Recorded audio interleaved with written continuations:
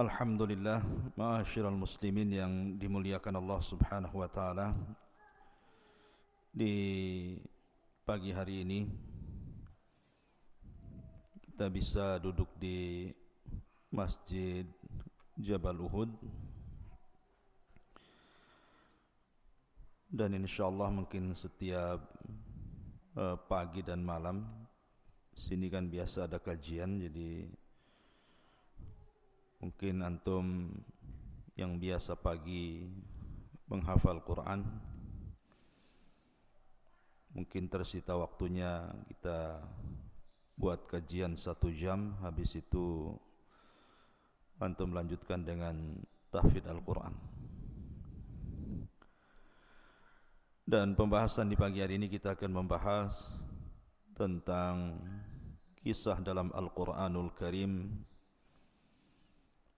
satu sosok yang dijadikan nama dalam Al-Quran yang kita sebut dengan Luqman Al-Hakim.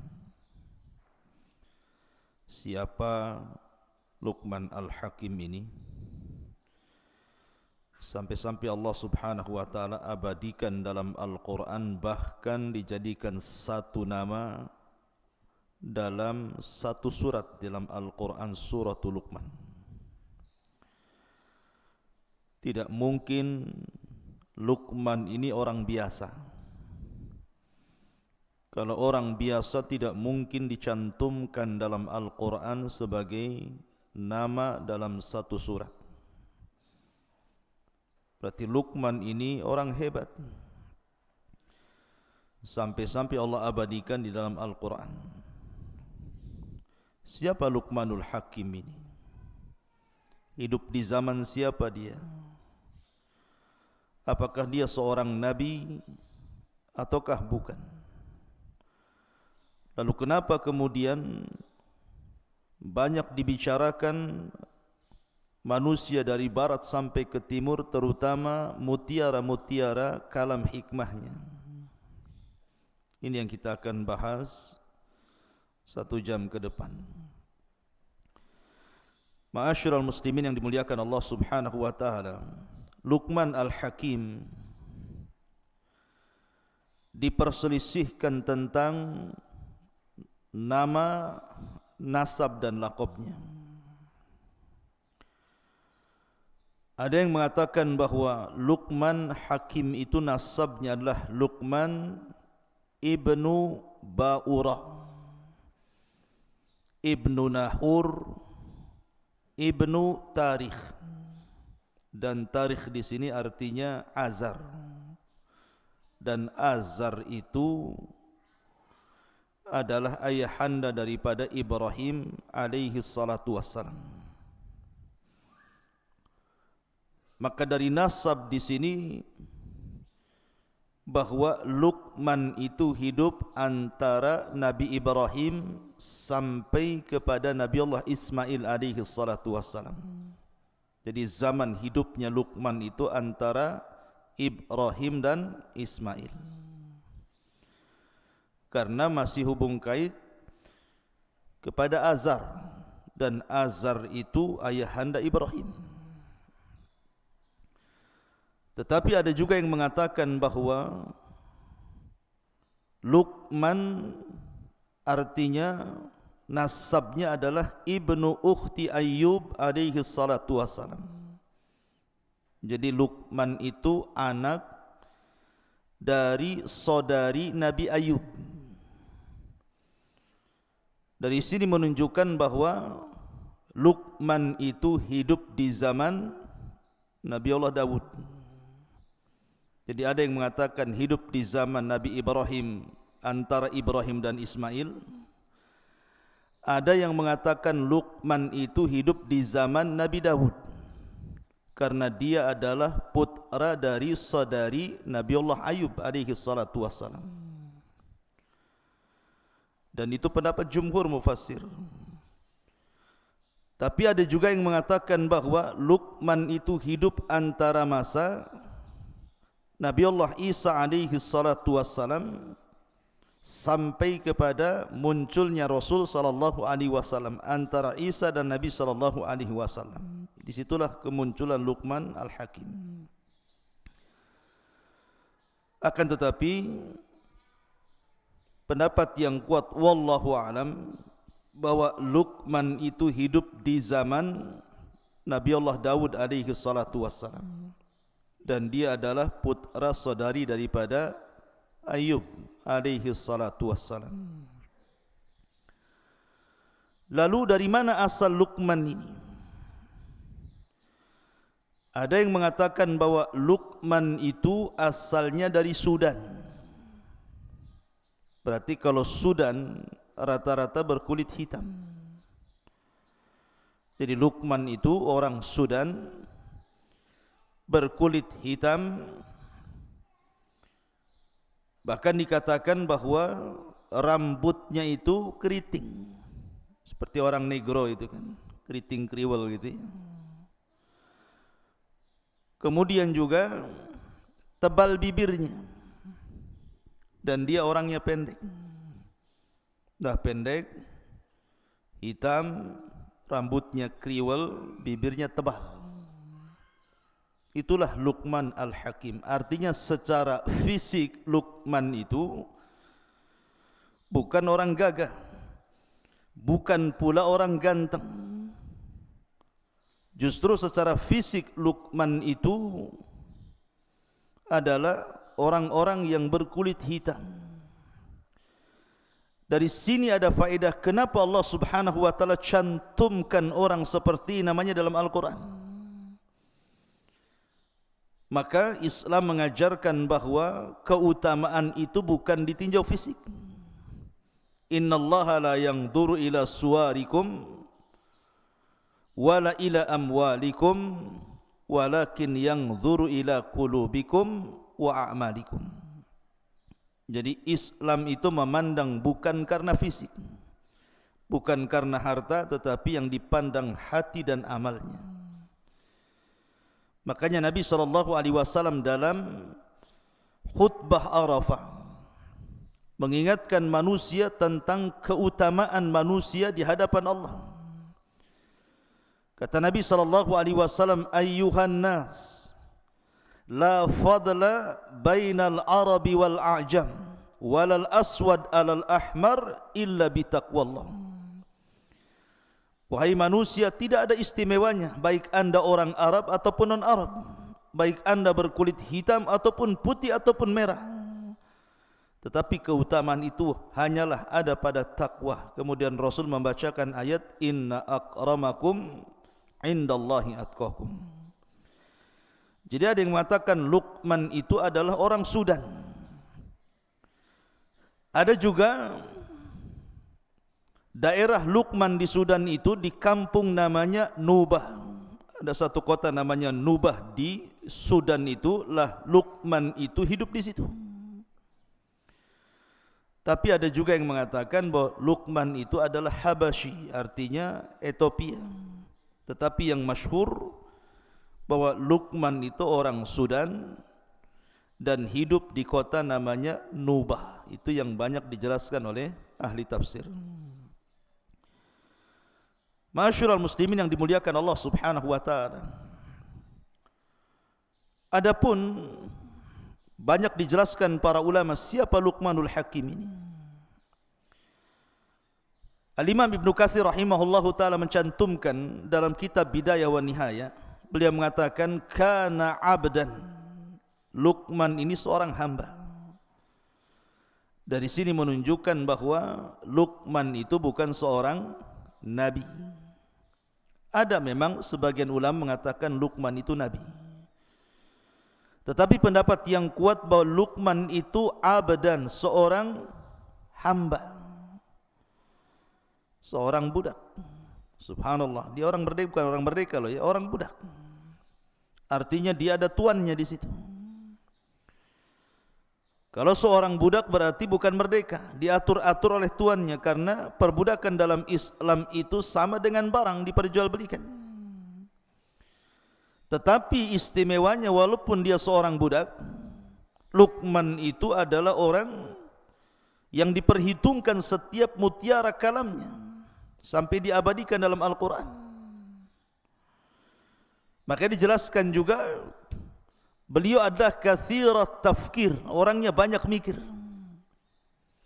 Kemudian hasanal yaqin, sangat baik keyakinannya kepada Allah Azza wa Jalla. Ahabballaha fa'ahabbahu, karena dia banyak mencintai Allah, akhirnya Allah mencintai dia. Famannallahu alaihi bil hikmah, dan Allah anugerahkan kepada Luqman itu hikmah. Apa itu hikmah? Hikmah itu al-isabatu fil umur. Dia setiap ucapannya, setiap perbuatannya itu mencocoki kebenaran. Jadi dia kalau ngomong itu udah kayak wahyu saja. Makanya kemudian mutiara hikmahnya itu dipakai sampai di zaman jahiliyah, di zaman Nabi SAW sebelum diangkat menjadi Nabi dan Rasul. Orang-orang jahiliyah terkadang menukil-nukilkan ucapan Luqman sampai hari ini. Saking hebatnya Luqman al-Hakim ini. Ma'asyiral muslimin yang dimuliakan Allah Subhanahu wa taala. Lah Luqmanul Hakim dijelaskan oleh para ulama seperti yang dikatakan Sa'id ibn al-Musayyib. Sa'id ibn al-Musayyib ini seorang pemimpin para tabi'in. Sa'id ibn al-Musayyib mengatakan ketika beliau ditanya, ada orang yang berkulit hitam datang kepada Sa'id ibn al-Musayyib merasa hina karena kulitnya. Jadi dia merasa dihinakan manusia sehingga dia merasa rendah diri. Akhirnya dia datang kepada Sa'id ibn al-Musayyib bertanya soal kenapa Allah ciptakan dia berkulit hitam itu. Maka Sa'id ibn al-Musayyib mengatakan, la tahzan min ajli annaka aswad. Jangan sedih karena engkau berkulit hitam. Karena min akhyarin nasi thalatha, karena manusia terbaik di permukaan bumi ini ada 3 manusia dan semua berkulit hitam. Kemudian yang pertama disebutkannya Bilal ibn Rabah, berkulit hitam. Kemudian yang kedua Mahja Maula Umar. Mahja Maula Umar itu berkulit hitam. Dalam riwayat Najasyi, Raja Ethiopia.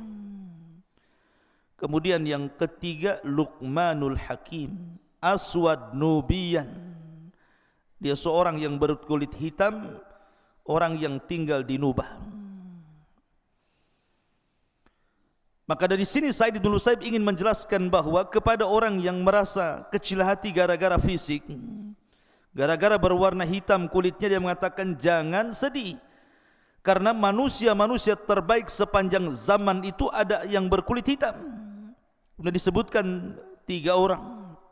Pertama Bilal, yang kedua Mahja, yang ketiga Luqman. Dalam riwayat Mahja diganti dengan Habasyah, Raja Ethiopia, Raja Habasyah namanya Ashamah ibn Afjur. Semua berkulit hitam, tetapi mereka adalah orang-orang pilihan dalam Islam. Siapa yang tidak kenal Bilal? Sandalnya saja masuk surga sebelum orangnya. Siapa yang tidak kenal Ashamah ibn Afjur, raja yang sangat adil sampai-sampai Rasul mengizinkan para sahabat hijrah ke Ethiopia karena keadilannya Najasyi itu. Kemudian juga Mahja, bahkan Luqmanul Hakim sampai diabadikan dalam Al-Quran. Ma'asyiral muslimin yang dimuliakan Allah Subhanahu wa taala. Baik, dari sini kita sudah tahu bagaimana Luqmanul Hakim. Adapun nama anaknya, karena di dalam Al-Quran itu kan bercerita tentang nasihat Luqman kepada siapa? Kepada anaknya. Ini yang kita akan ceritakan. Siapa anaknya ini? Al-Imam As-Suhaili mengatakan, yang masyhur nama anak Luqman yang dinasihati dalam Al-Quran itu namanya Tharan. namanya Tharan. Luqman menasihati Tharan anaknya. Wa idh qala Luqmanu libnihi wa huwa ya'iduhu. Dan ketika berkata Luqman kepada anaknya siapa? Tharan. Ada yang mengatakan seperti yang disebutkan oleh Imam At-Tabari bahwa namanya Qutbah. Namanya Qutbah. Ada juga yang mengatakan namanya Kalbah. Tetapi yang masyhur nama anaknya adalah Tharan. Ingat-ingat ya, namanya Tharan. Lah sebagian orang mengatakan bahwa Luqman itu punya anak, punya istri.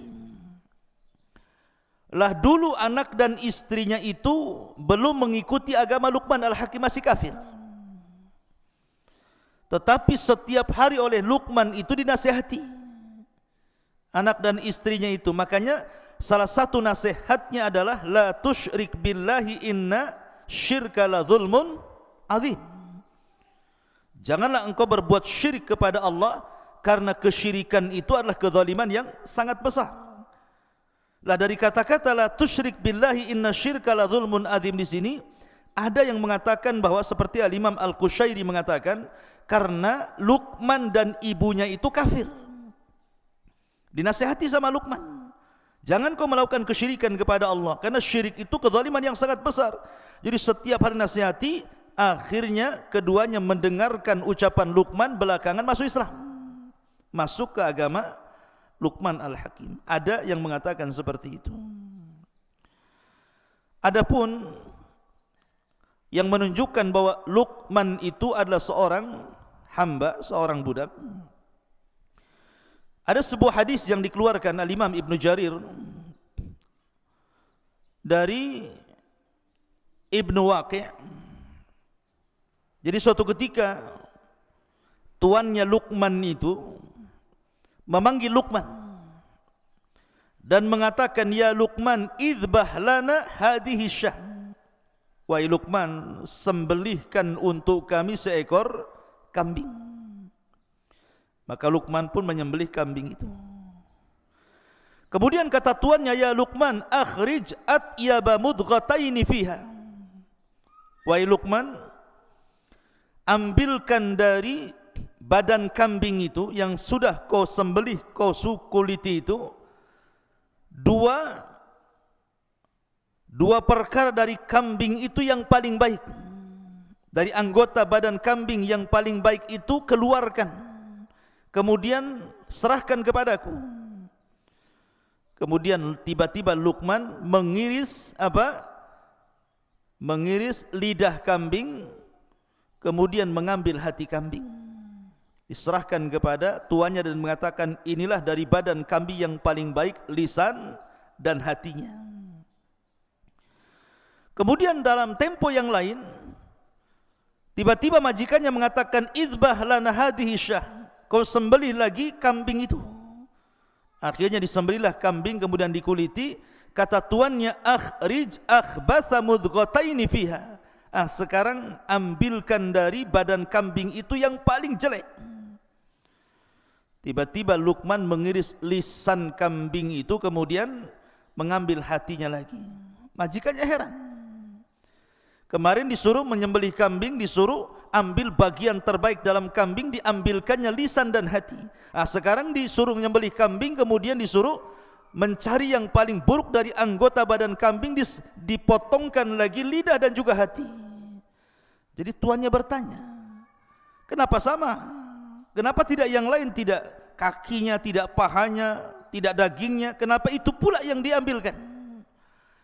Lihat bagaimana kata-kata hikmah Luqman Hakim. Makanya kenapa dia disebutkan Dzu hikmah, pemilik hikmah luar biasa. Kata Luqmanul Hakim, innahu laisa min syai'in atyab minhuma idza taba wala akhbatha minhuma idza khabutha. Wahai Tuhan, sesungguhnya lisan dan hati ini akan menjadi baik kalau baik keduanya. Kalau hati kita baik, maka lisan pun akan baik. akan tetapi akan menjadi buruk kalau seandainya buruk keduanya. Apabila hatinya busuk, pasti lisannya pun ikut busuk. Lihat bagaimana kata-kata hikmah Luqman Al-Hakim.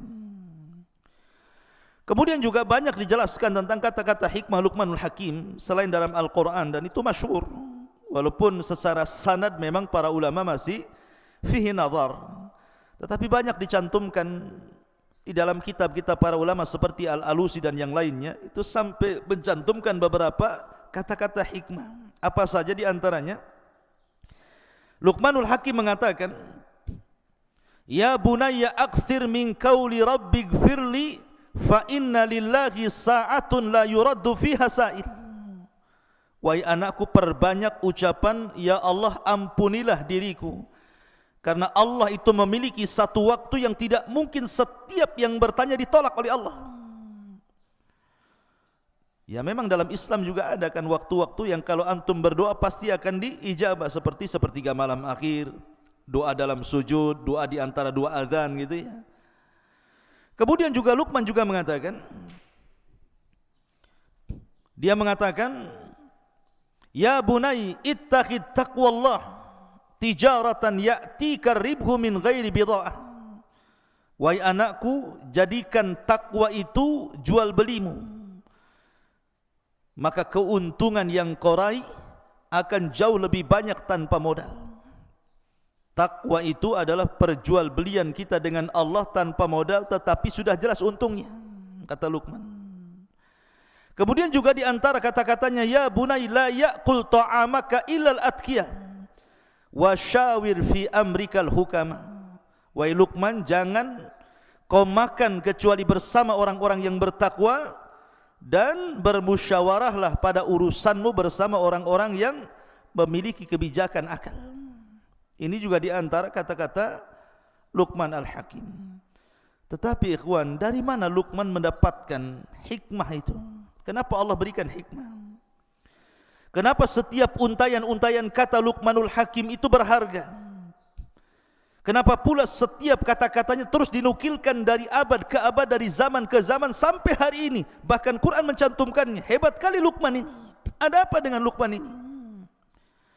Suatu ketika Luqman ini ditanya, "Dari mana anda mendapatkan hikmah itu?" Lihat jawaban Luqman. Dia mengatakan, "Bi ghaddi basari." Karena aku selalu menundukkan pandangan. "Wa kaffi lisani." Dan aku selalu menjaga lisan. "Wa iffati mat'ami." Dan aku selalu menjaga makanan yang kumasukkan ke dalam perutku. "Wa hifdi farji." Dan selalu aku jaga kemaluanku untuk tidak berzina. Kemudian, "Wa hifdi jari." Dan aku selalu muliakan tetanggaku. "Wa wafa'i bi ahdi." Aku selalu menjaga setiap amanah yang diberikan kepadaku. "Wa tarki ma la ya'ni." Dan aku meninggalkan sesuatu yang tidak bermanfaat kepadaku. "Fadzakal ladzi yusayyirani kama tara." Itulah yang menjadikan kenapa aku seperti ini, kata Luqman. Oleh karena itulah maka kenapa Luqman itu diberikan seperti itu? Ya karena dia banyak menjaga hal untuk dirinya. Makanya suatu ketika Luqman ini melihat Nabi Daud sedang memintal-mintal besi. Nabi Daud itu kalau membuat baju perang bukan dipanasi kemudian dipentung gitu ya kayak pandai besi, tidak.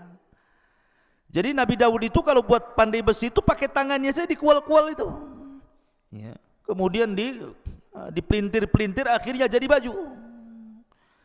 Nah Luqman ini, Luqmanul Hakim suatu ketika berada di samping Nabi Daud yang sedang memintal-mintal membuat baju besi itu. Ketika itu Luqman ingin bertanya, maksudnya kenapa seperti itu?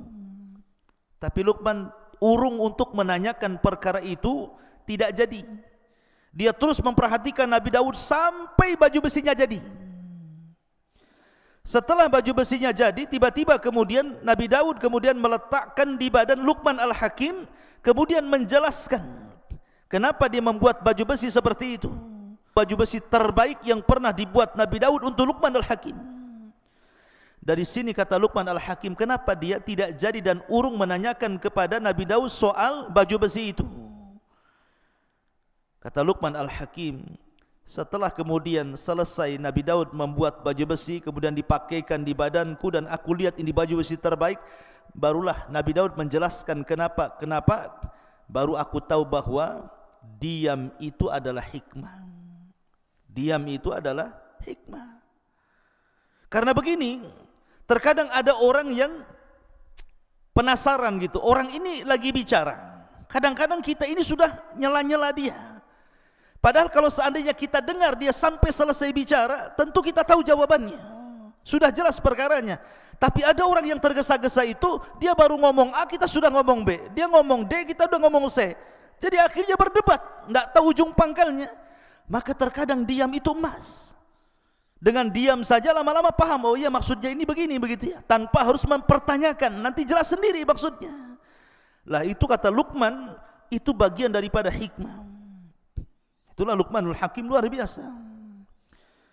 Ma'asyiral muslimin, makanya dari situ kemudian ada yang mengatakan akhirnya Nabi Daud menjadikan Luqman ini seorang qadhi di zamannya. Itu ada juga yang mengatakan seperti wallahu a'lam.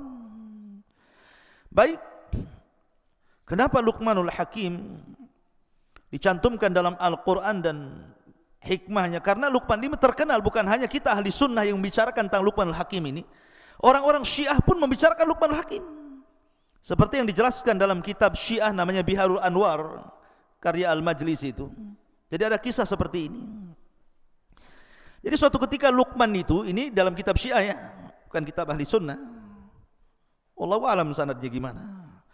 Tapi yang jelas Luqman itu dijelaskan dia sedang berjalan bersama keledai. Antum tahu keledai? Tahu keledai antum?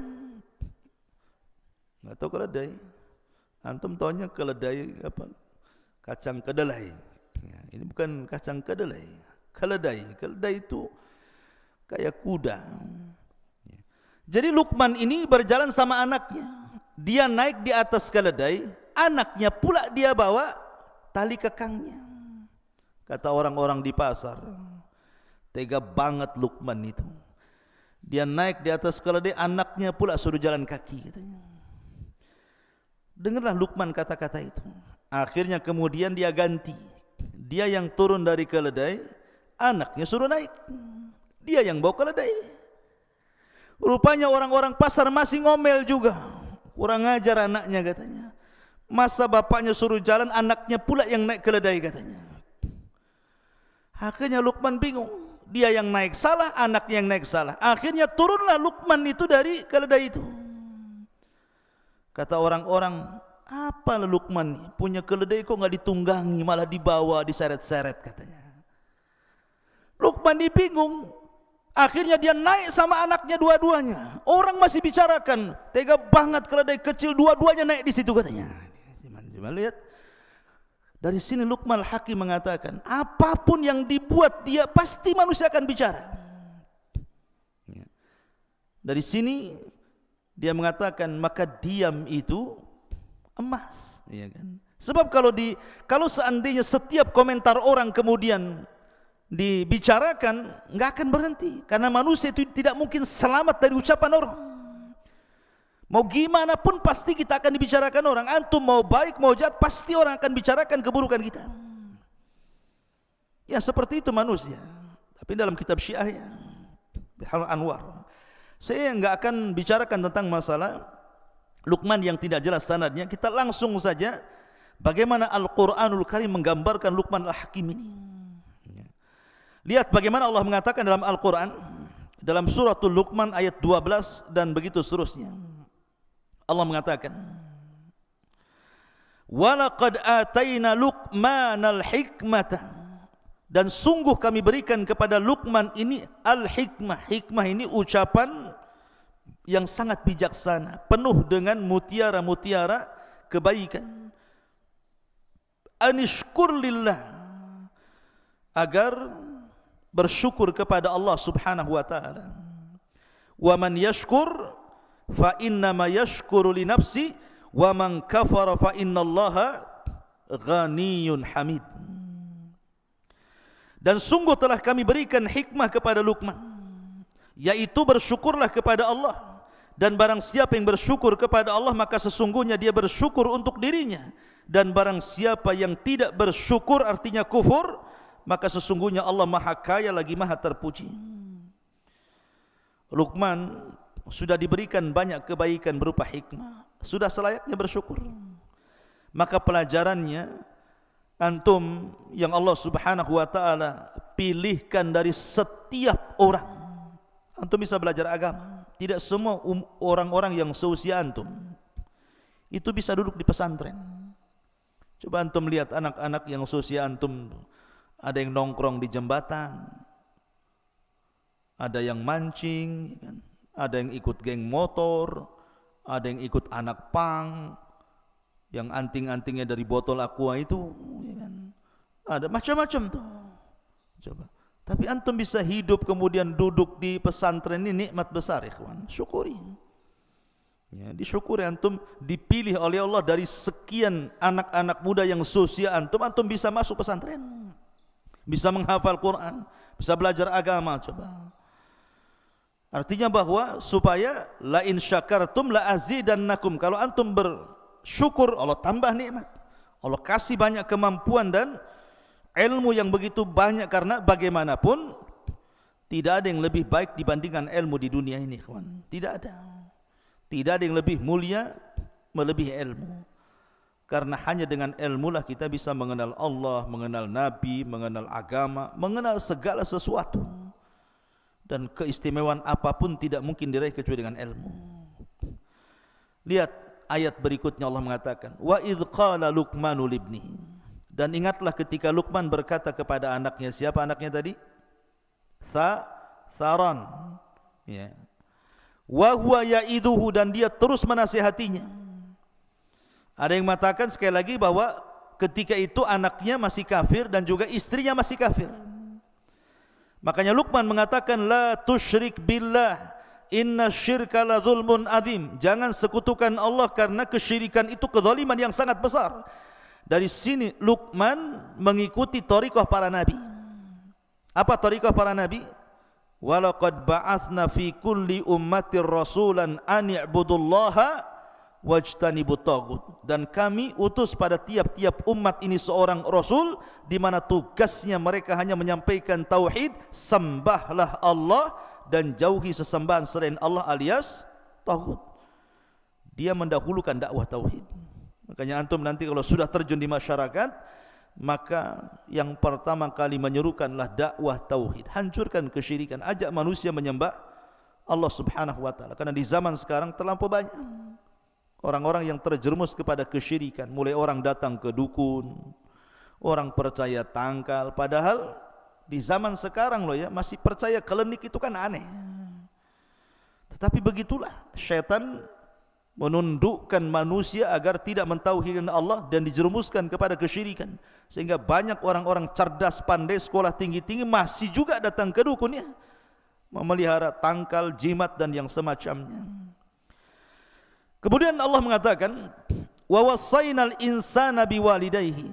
Setelah Luqman menasihati anaknya agar jangan menyekutukan Allah, kemudian belakangan anak dan istrinya masuk Islam, mentauhidkan Allah, baru Luqman mengingatkan tentang wasiat bahwa amalan terbaik setelah tauhid apa? Birrul walidain. Ingat birrul walidain, ikhwan. Antum ketika mondok di sini itu dalam rangka birrul walidain. Betapa banyak orang tua di zaman sekarang itu mengharap bahwa dengan dipondokkannya antum di sini itu pulang itu menjadi anak yang berbakti loh. Hanya itu di zaman sekarang. Karena terlampau banyaknya anak-anak muda nakal enggak karu-karuan, akhirnya harapan orang tua itu yang penting anak saya baik. Makanya saya nasihatkan sama antum, kalau libur kayak kemarin gitu ya, harusnya mencerminkan antum itu dididik di pesantren. Karena banyak juga berita-berita yang sampai ke telinga ustadz nih, macam-macam cerita antum di rumah itu. Bahkan ada orang tua itu melihat antum tak kerasan, bagusnya di pondok saja anak saya ustaz gitu. Lah ini kan lucu. Di mana-mana ya, kalau orang tua sudah enggak ketemu anak itu, jangankan 1 tahun 1 bulan saja rindu pengen satu rumah. Ada pula orang tua yang tak rindu, lihat antum tuh kayak lihat apa gitu kan. Tolonglah Ustaz, kapan masuk lagi? Masukkan anak saya, udah enggak karu-karuan di sini lah. Kok bisa kayak gitu tuh? Anak saya sudah pergaulannya ini enggak beres ini. Bukannya mempengaruhi orang, dia pula yang terpengaruh. Harusnya dia mewarnai orang, dia pula yang warna-warni enggak jelas katanya. Ini kan heran antum ini. Harusnya seorang santri kalau balik ya harus nampak loh saya ini berbeda dengan anak-anak yang lainnya. Makanya di sini Allah mengatakan wa wassaynal insana biwalidayhi. Kami wasiatkan kepada manusia itu berbuat baik kepada kedua orang tuanya. Apa alasannya? Lihat bagaimana Allah mengatakan hamalathu ummuhu wahnan ala wahnin. Kemudian wa fisaluhu fi amaini anishkurli wa liwalidayka ilayyal masir. Karena ketika orang tua mengandung saya, antum atau siapapun, itu kelemahan di atas kelemahan, ikhwan. Kemudian disusui 2 tahun. Bagaimana ketika antum tengah malam bangun, orang tua ikut bangun, antum nangis, orang tua ikut bangun, antum sakit, orang tua stres, macam-macam loh. Makanya kenapa ketika ada seorang sahabat datang kepada Rasul, kemudian dia mengatakan, ya Rasulullah, di antara sekian banyak manusia itu yang pertama kali saya berbuat baik kepada siapa? Maka Rasul mengatakan ummuka, ibumu. Siapa lagi Rasul? Ummuka, ibumu. Siapa lagi Rasul? Ummuka, ibumu. Baru yang keempat, abuka, bapamu. Kenapa coba? Kenapa disebut 3 kali ibu kemudian 1 bapa? Kata para ulama, pertama karena ibu yang mengandung, yang kedua ibu yang melahirkan, yang ketiga ibu yang menyusui. Dari situlah Rasul mengatakan ummuka, ummuka, ummuka 3 kali. Karena ini bukan perkara mudah. Mengandung loh 9 bulan itu bukan perkara mudah. Antum enak tidur, bisa tengkurap, bisa miring kanan, miring kiri. Nah, nanti kalau antum sudah punya istri kemudian hamil, tidak bisa itu antum itu tengok istri tengkurap lagi hamil besar. Nggak bisa, tidur saja satu posisi, stres dia. Ya. Belum lagi kemudian melahirkan, meregangkan nyawa. Makanya Abdullah ibn Abbas radhiyallahu anhuma atau Abdullah ibn Umar radhiyallahu anhuma, ketika ada orang menghajikan orang tua dari negeri yang sangat jauh. Zaman itu kan belum ada kendaraan, belum ada macam sekarang ada alat untuk bawa orang sakit gitu ya. Digendong dari negerinya itu loh, jalan kaki sampai ke Mekah. Kemudian dia tawaf, digendong ibunya, sa'i digendong ibunya, lempar jumrah digendong ibunya, sampai selesai manasik haji 6 hari itu ibunya berada di pundaknya sampai kelelahan, keletihan. Dia datang kepada Abdullah ibn Umar radhiyallahu anhu dan mengatakan, wahai Abdullah ibn Umar, apakah dengan aku menggendong ibuku dari negeriku sampai ku hajikan, selesai haji sampai keletihan, sudah ku tebus kebaikan kedua orang tua ku, wahai Abdullah ibn Umar? Lihat jawaban Abdullah ibn Umar, walau zafara min zafaratiha. Ketahuilah bahwa hentakan nafas ibumu saat melahirkan kamu, 1 kali hentakan itu tidak bisa ditandingi.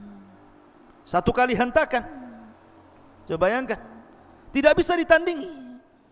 Sementara kita kan tahu itu kalau orang melahirkan itu berapa kali nafas gitu ya. 1 kali nafas yang keluar saat mengeluarkan antum saja itu tidak sebanding dengan kebaikannya. Dari sini ikhwatu fiddin, penting berbuat baik. Makanya ada laki-laki dari Yaman itu datang kepada Rasulullah ingin terlibat dalam jihad dan mengatakan, ya Rasul, alhiqni bil jihad. Rasul, libatkan aku dalam jihad. Aku sudah jalan kaki dari Son'a ke Madinah. Itu bukan perjalanan sebentar tuh. Tapi Nabi SAW mengatakan, ahayyun walidaik, masih hidup kedua orang tuamu. Rasul tidak bertanya skillnya, emang kau jihad bisa apa? Bisa mana? Bisa pedang? Bisa naik kuda? Sudah pernah membunuh? Sudah berjihad? Tidak. Rasul tidak bertanya soal skill perang. Rasul hanya mengatakan, ahayyun walidaik, hidup orang tuamu. Kata anak muda ini, masih wahai Rasul. Ketika aku tinggalkan dia nangis. Maka Rasul mengatakan, irji fa fihi mafajahid, pulang. Berjihadlah kepada kedua orang tuamu, buat dia tertawa sebagaimana kau buat dia menangis. Lihat bagaimana Nabi SAW mengajarkan birrul walidain penting. Kenapa? Anishkurli wali walidaika ilayyal masir. Karena syukur kepada Allah belum dikatakan syukur sampai anda bisa bersyukur kepada kedua orang tua. Kemudian setelah itu Luqman mengatakan, wa in jahadaka ala an tusyrika bima laysa laka bihi ilmun fala tuti'huma wa sahibhuma fid dunya ma'rufa.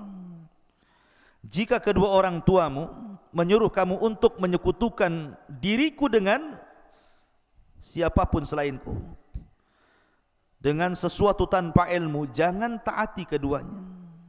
Dari sini menunjukkan bahwa hak Allah masih jauh lebih penting daripada hak siapapun sampai kepada orang tua.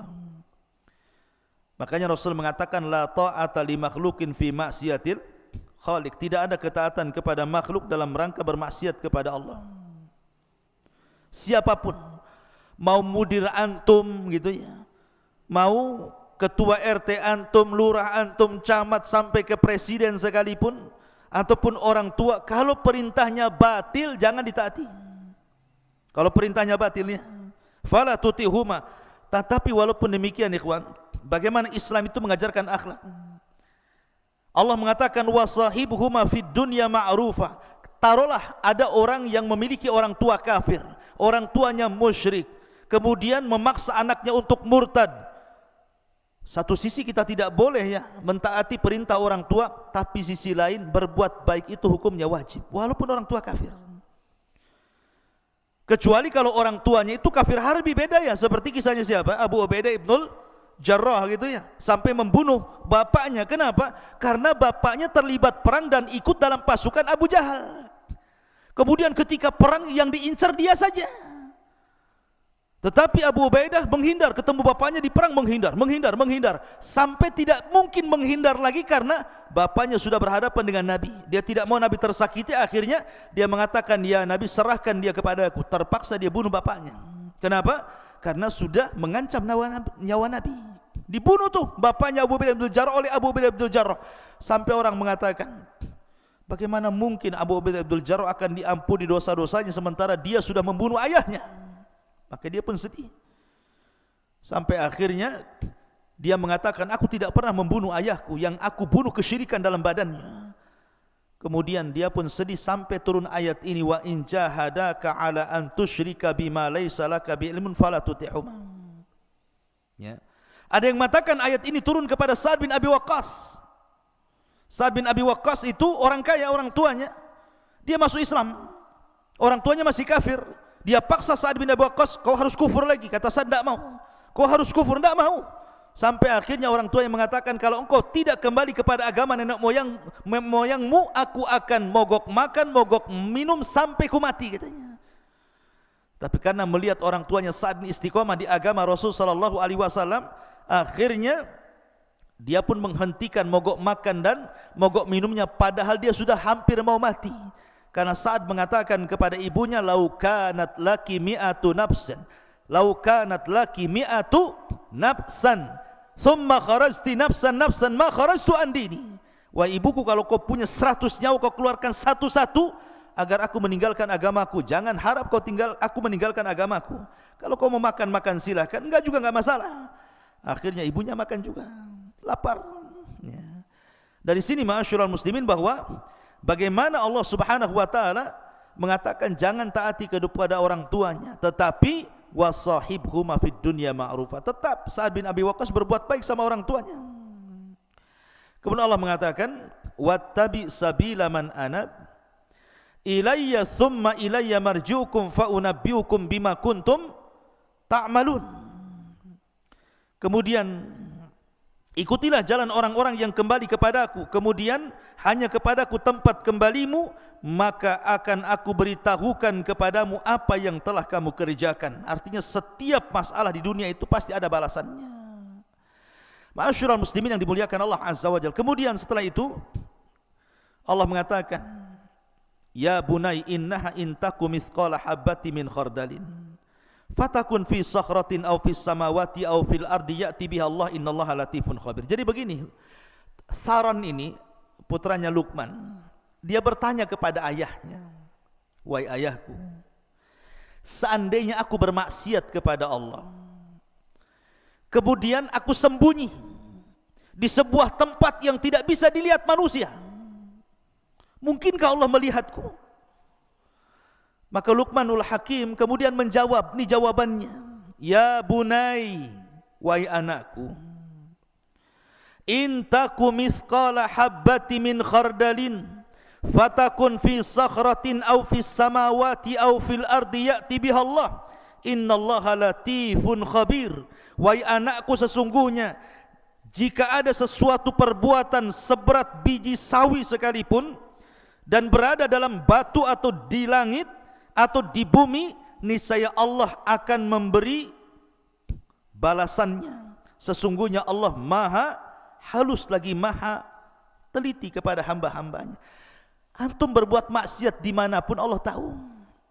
Makanya ada satu kisah tentang seorang laki-laki yang datang kepada siapa? Ibrahim ibn Adham kan. Jadi orang ini mengatakan kepada Ibrahim ibn Adham, wahai imam, saya ingin bertobat, sudah terlampau banyak maksiat yang kulakukan. Bagaimana cara tobatnya? Anak muda ini mengatakan kepada Ibrahim ibn Adham, sudah banyak maksiat yang kulakukan, aku ingin tobat tetapi aku tidak bisa, bagaimana caranya?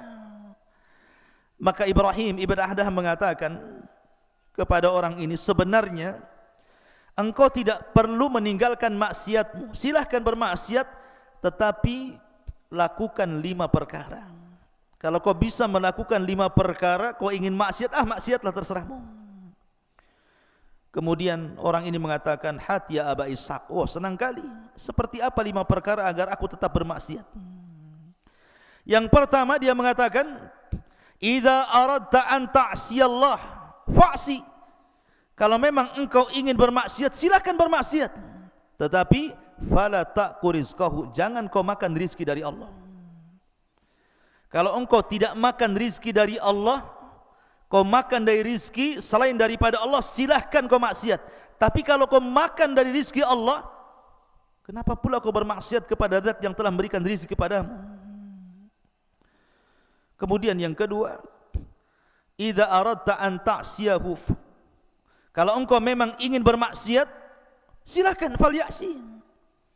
Fala taskun syai'an min biladihi, tapi syaratnya kau jangan tinggal di satu jengkal dari bumi-bumi Allah. Silakan cari bumi yang lain, kau maksiat di situ. Tapi kalau engkau masih menginjak bumi Allah dan kau bermaksiat kepada buminya, jangan kau lakukan. Kemudian yang ketiga, idza aradta an ta'siyallah falyasi, kalau engkau ingin bermaksiat kepada Allah, silahkan. Tetapi wa anta tahta rizki wa fi biladihi fangdur maudhi'an la yaraka fihi mubarizan lahu fa'si fihi. Silahkan cari tempat yang Allah tidak sanggup melihatmu. Nah, di sini syahidnya. Kalau engkau ingin maksiat, silahkan cari tempat sembunyi dan Allah tidak bisa melihatmu. Mustahil. Allah pasti melihat. Ya kan? Maka dari sini ikhwatu fiddin, ketika anaknya Luqman Tharon mengatakan, wahai abiku, kalau seandainya aku bermaksiat di tempat yang gelap, tidak ada orang yang tahu, mungkinkah Allah akan melihatnya? Maka Luqman mulai menasihati, wahai anakku, amalan baik atau buruk sebiji dzarah sekalipun, pasti Allah akan tahu dan akan membalasnya. Maka ini penting. Kemudian setelah itu Luqman Hakim mengatakan, ya bunayya aqimis salata wa'mur bil ma'ruf wanha 'anil munkar wasbir 'ala ma asabak inna dzalika min azmil umur.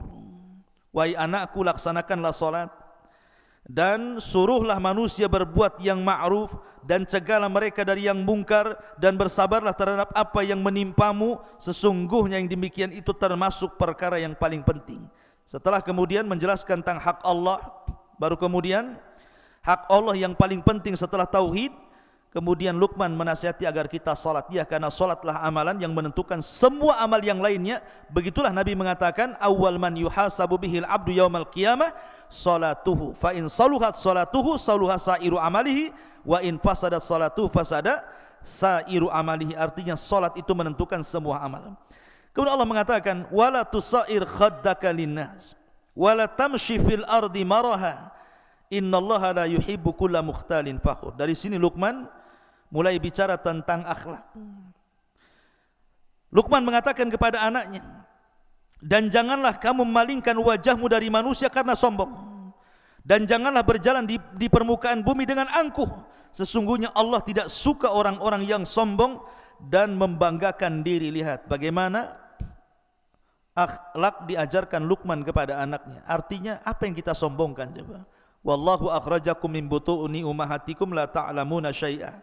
Ketika kita dikeluarkan dari perut ibu, kira-kira apa yang terjadi dengan bayi? Tidak tahu apa-apa. Melihat pun belum, mendengar pun tidak bisa, bergerak pun terbatas, tenaga pun tidak ada.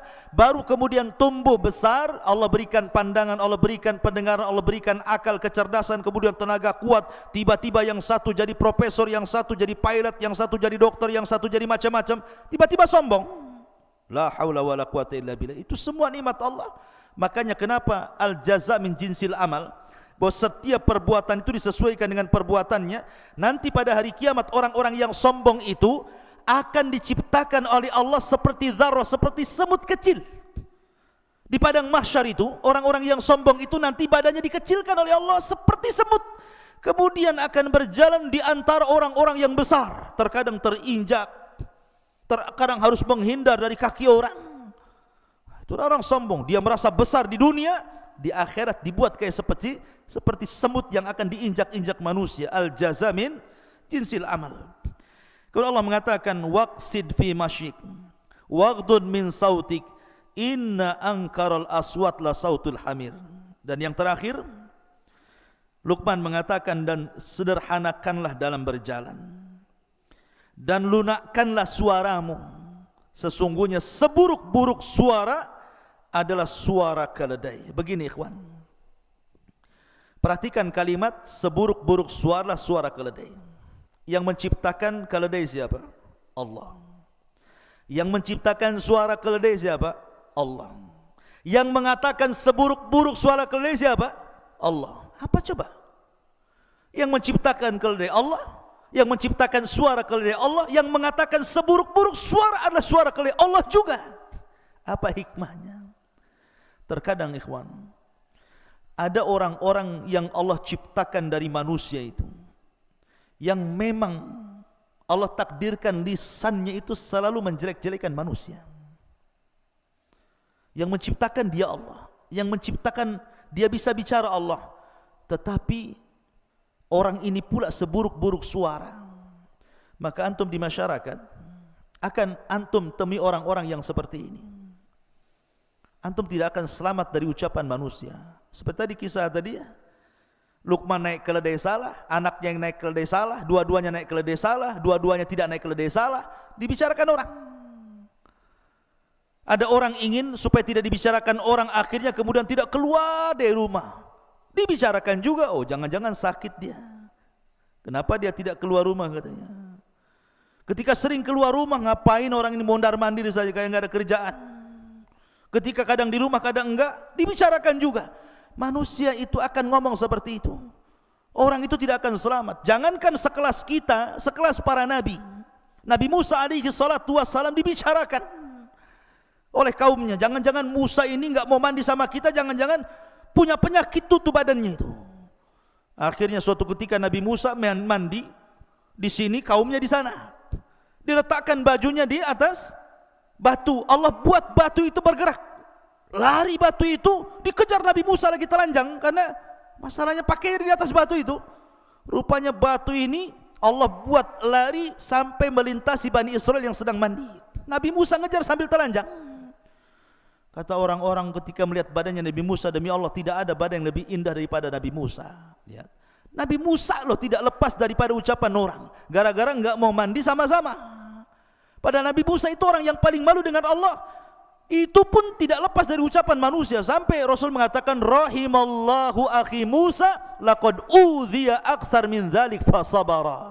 Sungguh Allah merahmati Musa, terlampau banyak ujian yang diberikan kaumnya, tapi dia sabar.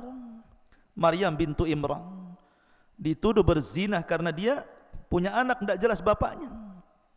Padahal itu diciptakan kun fayakun, karena Isa sama dengan Adam. Bahkan istri Nabi SAW Aisyah radhiyallahu anha dituduh berzina dengan Safwan ibn Mu'attil. Padahal dia anak bintu Siddiq, anaknya Abu Bakar Siddiq, dan dia juga istri Nabi SAW, dan dia manusia yang paling cerdas. Itu tidak lepas daripada cacian makian. Antum akan mengalami itu di masyarakat. Antum berbuat salah dijelekin orang, berbuat baik pun akan dijelekin orang, akan digibahi, dibuli dan macam-macam. Maka perlu sabar, karena ada orang-orang itu yang Allah ciptakan seperti keledai. Allah yang ciptakan keledai, Allah yang buat suara keledai, Allah pula yang mengatakan seburuk-buruk suara keledai. Akan ada orang-orang seperti keledai. Maka kalau ada orang-orang seperti keledai, itu biar. Memang Allah sudah takdirkan dia bicara seperti itu. Tapi antum yakin bahwa Allah ketika membuat orang bicara itu, tidak mungkin dia bicara untuk membicarakan kita terus, tidak. Enggak mungkin. Ya. Jadi kalau orang benci sama kita kemudian menjelek-jelekan kita, enggak mungkin Allah ciptakan dia itu bersuara untuk menjelek-jelekan kita. Makanya kenapa? Pasti akan ada berhentinya, suatu ketika dia akan berhenti itu. Makanya kenapa para ulama, kalau antum menghadapi orang yang menjelek-jelekan antum itu, pertama jangan antum pedulikan, fa'arid antum, seolah-olah enggak kenal. Jadi kalau ada orang jelek-jelekan kita, kemudian antum kenal si anu, anda enggak kenal, padahal kenal betul. Supaya antum jangan teringat dengan keburukannya. Antum kenal si anu, enggak kenal, anda enggak kenal dia. Padahal kenal. Kenapa? Karena kalau kita kenal, teringat keburukannya. Ya. Kemudian yang kedua, antum lupakan. Hindari orang itu. Kalau umpamanya satu perumahan, pergi ke perumahan lain, cari tempat lain supaya enggak pernah ketemu dengan dia. Ya. Dan berdoa jangan ditemukan dengan dia. Lihat Ashabul Kahfi. Ashabul Kahfi itu ditidurkan oleh Allah Azza wa Jalla, dihindarkan dari musuh-musuhnya selama 300 tahun lebih. Tiba-tiba bangun, musuhnya sudah kalah tanpa perang. Cukup dengan tidur saja sudah mengalahkan musuh. Jadi kalau melawan orang-orang yang menjelek-jelekan kita, tidur saja antum. Biarkan dia jelek-jelekan, kita tidur saja. Biarkan dia yang sibuk membicarakan kita, kita sibuk mimpi dalam tidur kita. Nanti lama-lama pusing dia, karena enggak ada tanggapan dari kita. Ya. Dari sini maka pelajaran Luqman ini penting, ikhwan, kalau kita pelajari, karena juga waktu yang sangat singkat, tapi yang jelas ini sangat berharga. Mudah-mudahan ada manfaatnya. Subhanakal bihamdika, asyhadu an la ilaha illa anta, astaghfiruka wa atubu ilaik. Allahu ta'ala alam. Assalamualaikum warahmatullahi wabarakatuh.